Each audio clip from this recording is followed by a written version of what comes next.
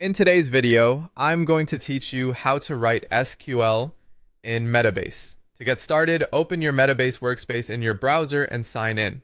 You'll land on the Metabase homepage, which is your jumping off point for creating questions, dashboards, and in our case, writing SQL. If you're part of a team, make sure you have permission to use the SQL editor. Most organizations allow this, but access can vary. From the homepage, look for the new option. Depending on your layout and theme, you'll typically find it along the top bar or prominently on the page. Click New to open the Creation menu.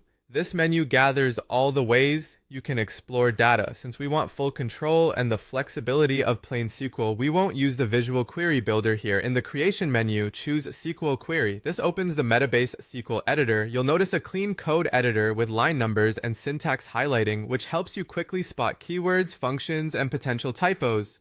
The editor is designed to be approachable, even if you're new to SQL, while still powerful enough for advanced queries. If your instance supports it, you may also see helpful suggestions as you type. Before you start writing, make sure you're targeting the right database. At the top of the editor, there's a database selector. Click it and choose Sample Database. This database is perfect for practice because it comes with example tables and realistic data.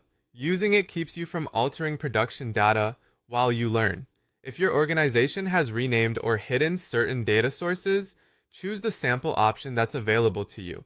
Now place your cursor inside the highlighted editor area and begin typing your SQL. A simple way to start is to select a few columns from a familiar table, keeping things readable and small while you explore. For example, you can write a basic select statement and limit the number of rows you return so results are quick and easy to scan. As you type, follow good habits. Use uppercase for SQL keywords, add comments with double dashes to explain your intent, and format longer queries across multiple lines so they're easier to maintain. If you're unsure about table or column names, the editor's highlighting and suggestions can help you confirm you're referencing the right fields. That's all there is to it. You've opened Metabase, created a new item, chosen the SQL query option, selected the sample database, and typed your SQL in the highlighted editor. With this foundation, you're ready to keep building more complex queries as your questions grow.